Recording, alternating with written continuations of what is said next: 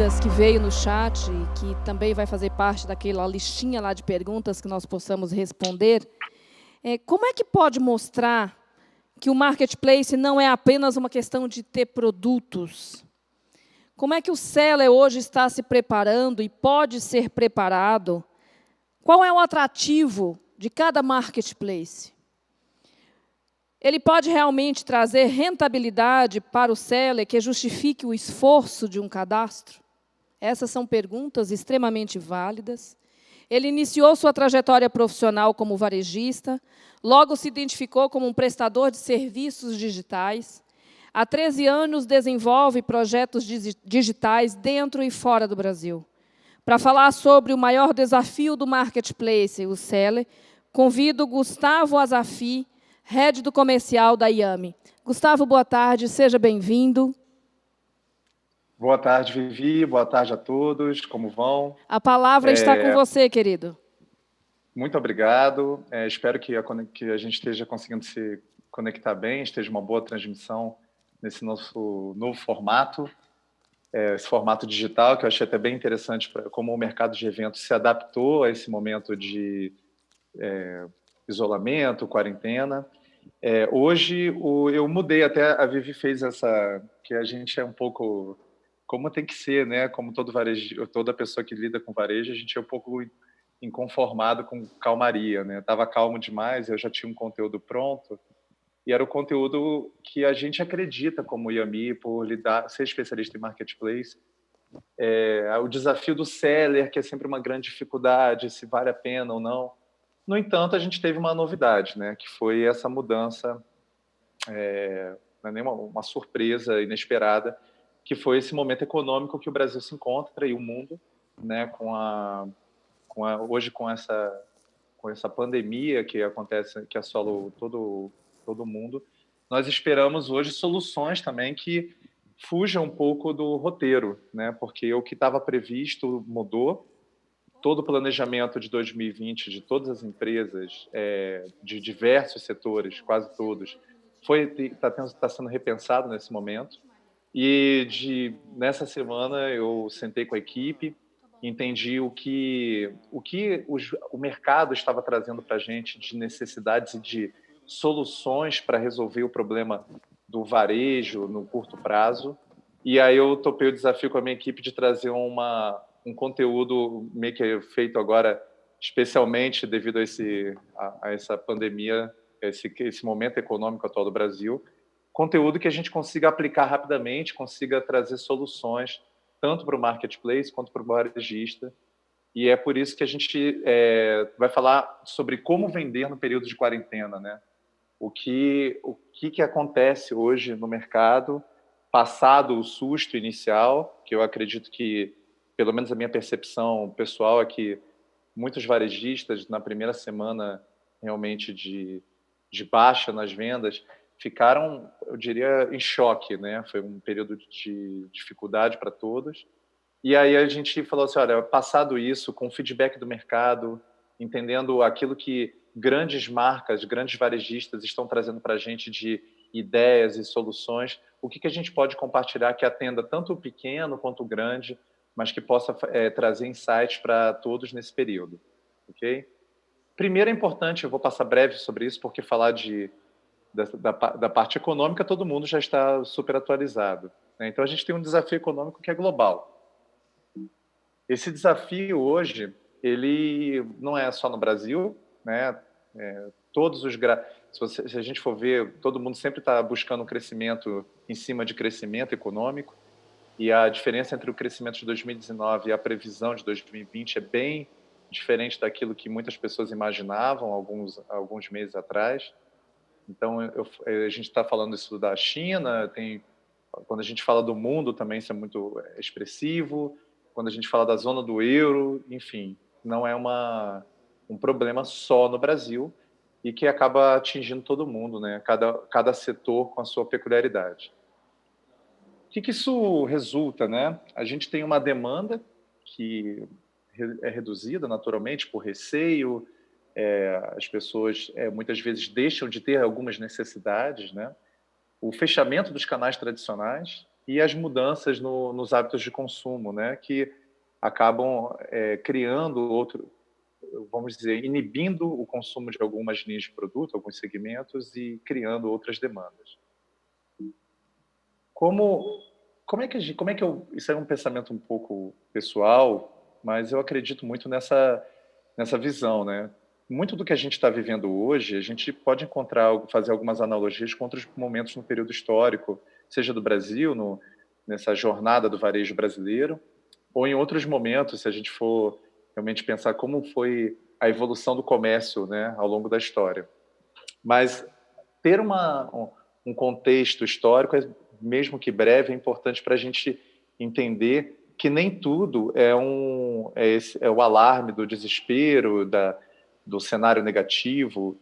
Ao longo dos últimos 100 anos, a gente passou por diversos momentos e crises muito piores do que a atual, e a gente chegou no varejo que nós temos hoje, um varejo maduro, e o Brasil, com certeza, né, é uma das principais potências no varejo mundial eletrônico, sabe da sua importância, e a gente tem essa responsabilidade também de não aceitar a calamidade e ficar apenas chorando, né? Entender que isso já aconteceu e, ao longo da história, nós nos viramos muito bem. E a gente tem capacidade de fazer isso de novo hoje. Como um breve histórico do Brasil, né? Assim que, aliás, diga-se de passagem, que nessa linha do tempo nós tivemos Primeira, Segunda Guerra Mundial, crises econômicas enormes. A gente teve essa jornada do varejo brasileiro começou em 1908. Eu fiz uns cortes aqui, mas tem a fonte desse livro do Luiz Fernando Varoto, que vocês podem consultar depois. Em 1949, nós tivemos a pioneira na venda por catálogo no Brasil. Em 53, o primeiro supermercado, né, o Sirva-se. E um pouco depois, o Iguatemi como o primeiro shopping. E em 75, o hipermercado. Em 95, o Ministério das Comunicações liberou a conexão para a internet com fins comerciais, né?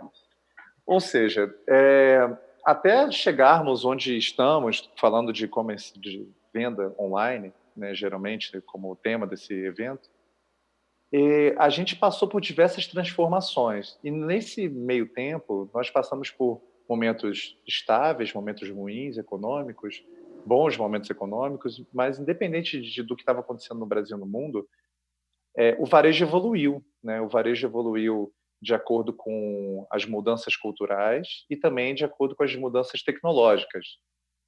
Então, considerando isso, eu trouxe um pouco né, um resgate das mudanças de canais, né, e formatos que aconteceram nesse período.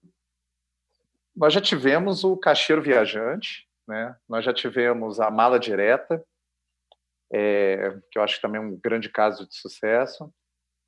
Nós já tivemos e temos ainda muito forte hoje as consultoras de cosméticos, grandes marcas se estabeleceram com esse formato e ainda usam desse formato como um dos principais canais de venda. E o que a gente está tratando, né, no fundo, né? O que está por trás disso tudo, né? Quando a gente fala de catálogo, qual a conexão, né, entre um catálogo de produtos, um caixeiro viajante, uma loja, um hipermercado. A gente está falando de relacionamento e vendas. Ou seja, por mais que a tecnologia muitas vezes nos levasse para um modelo inovador, trouxesse o autoatendimento, a ideia do hipermercado, que na época do seu lançamento era algo muito inovador, nós que vivíamos muito das referências americanas, né? Vimos esse modelo sendo aplicado no Brasil, e aí achamos isso a melhor coisa do mundo, mas em dado momento voltou, o papel da consultora foi reforçado e se estabeleceu, entendeu-se como é que essa consultora de vendas poderia atuar no mercado atual, né? E nós entendemos que começaram-se a criar oportunidades para os vendedores digitais, né?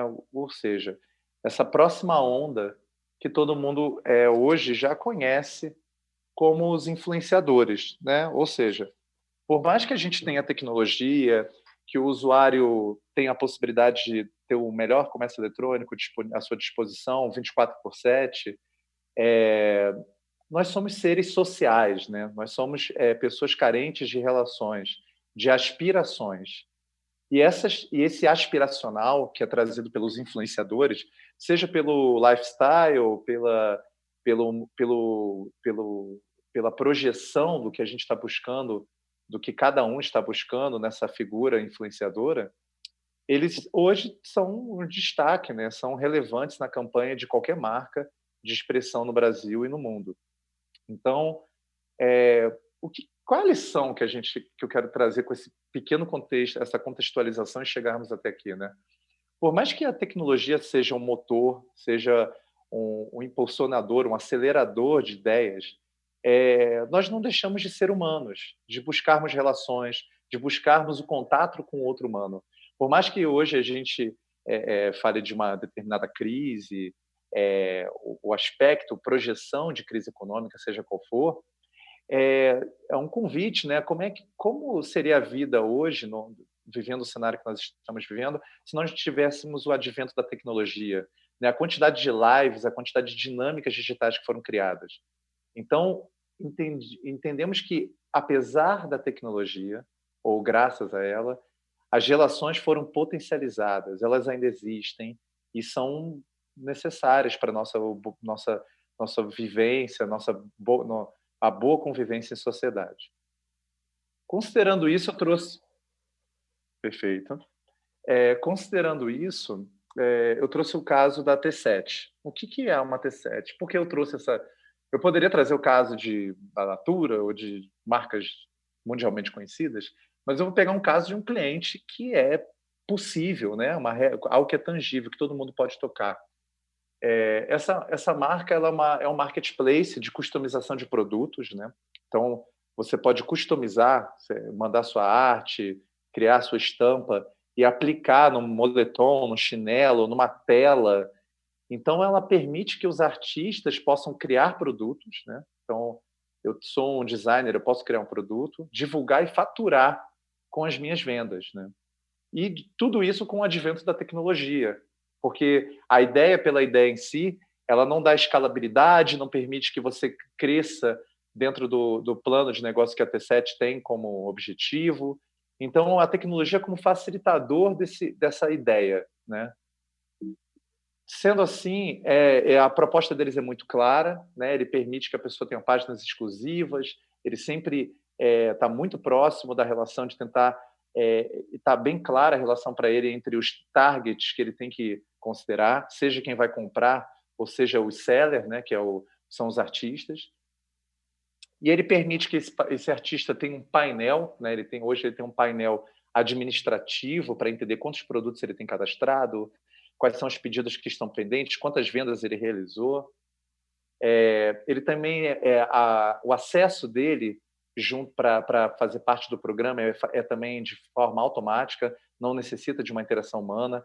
Ele faz um cadastro, automaticamente é liberado um login, ele recebe uma notificação, já tem um ambiente para ele cadastrar a imagem, né? Ele tem uma página customizada, então ele pode mudar a imagem do título, ele pode colocar uma foto dele, colocar referências, isso também sem necessidade de um desenvolvedor, de um programador.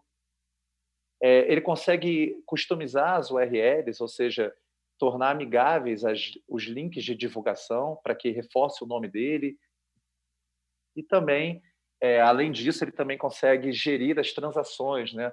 Então, não só, desculpa, no caso, o marketplace consegue ter uma gestão completa de todas as transações que estão envolvidas com os seus sellers. Aqui, no caso, uma área onde ele pode gerir os afiliados, né? Que ele pode controlar quem está cadastrado, quem não está cadastrado, quais são qual é o e-mail de cadastro, entre outras informações. E o que a gente falou sobre isso? Falou novamente de tecnologia e relacionamento. A gente trouxe essa ideia, ninguém está inventando a roda, né? É importante para esse minuto final de conclusão. Quando eu trago essa solução para cá, é para simplesmente desmistificar a necessidade de projetos extremamente complexos para a gente fazer aquilo que já se faz há muito tempo, né? Que é tornar a nossa rede, não ficar refém de um ponto de venda físico, não ficar de refém apenas do tráfego pago e ter a possibilidade de construir uma rede de vendedores digitais, seja através dos seus vendedores das lojas que hoje estão parados, você está sem saber se vai realmente utilizar aquela força toda de vendas no futuro, mas até então, né, muita gente acabou entrando em férias forçadas, outras pessoas não, mas o que eu vou fazer até lá? Né? Eu não vou esperar simplesmente aguardar a crise econômica passar e enquanto isso está indefinido, eu vou apenas pagar o aluguel do shopping, né? Então, para não ficarmos parados nisso, soluções simples, simplificadas, né? A gente não precisa esperar o shopping reabrir para poder voltar a vender. Todo mundo tem um cadastro dos seus clientes, tem um CRM das lojas físicas, os vendedores já tiveram relacionamento com esses clientes que já compraram no ponto de venda, existe televendas, existe o WhatsApp. Você pode criar um meio de contactar essas pessoas e utilizar de tecnologias simplificadas, de fácil implementação, com um time to market muito, muito rápido, para poder viabilizar essa venda em escala através de influenciadores ou vendedores das suas lojas físicas. Então, a mensagem que eu quis trazer é uma mensagem de inconformidade, né? De a gente não se deixar bater porque estamos num momento de crise e vamos aguardar, esperar a tempestade passar. A gente sim vai ter que esperar, vai ter que tomar algumas medidas de cautela nesse período, mas existem diversas iniciativas que nós podemos começar hoje para movimentar o nosso negócio, para utilizar a força de venda que antes estava mobilizada para o ponto de venda físico, para que ela possa colaborar com as suas vendas online. E para isso nós temos tecnologias que permitam que você controle o comissionamento, que você dê um ambiente amigável para cada vendedor, para cada célula de venda, e isso de forma prática e muito transparente para quem está nesse programa de parcerias, né? No caso, o programa de afiliados. Eu queria agora abrir para dúvidas, perguntas. Obrigada, Gustavo. Nós já temos uma pergunta da Andressa Girotti. Gustavo, como você acha que essa pandemia vai afetar as vendas nas datas comemorativas, como Páscoa e Dia das Mães? E com base nesta pergunta, tem uma sequência que diz: como você recomenda que seja essa rede de integração com os vendedores? Pensando nessas datas comemorativas, Gustavo. Ok. Começando pelas datas comemorativas, invariavelmente elas são afetadas, na minha visão, pela demanda que uma população que está com receio de consumir. Tá? Naturalmente, todas as considerações estão diretamente relacionadas ao que eu vendo e a quem eu atendo. Né? Então, entender especificamente as dores do seu target, necessidades básicas, né? Refazer a pirâmide de necessidades de Maslow, nesse período, ela é muito boa de ser reinterpretada, né? Porque as pessoas vão voltar para as necessidades básicas. E, naturalmente, não quer dizer que para você estimulá-las ao consumo, você vai precisar de outras abordagens. Então, é invariável que vai afetar as datas comemorativas no curto prazo, na minha visão. No entanto, nós temos que buscar outros argumentos. Eu acho que até uma provocação que eu fiz com um cliente recentemente ok, as estratégias que você está usando e-mail marketing em massa para falar do Dia das Mães. Isso é o que você fazia no cenário de 2019. O que você vai fazer em 2020 que tudo mudou? Você vai fazer a mesma coisa? Ou você vai fazer uma ligação para os seus clientes que têm o maior ticket médio histórico dentro da empresa, uma ligação direta através dos seus vendedores?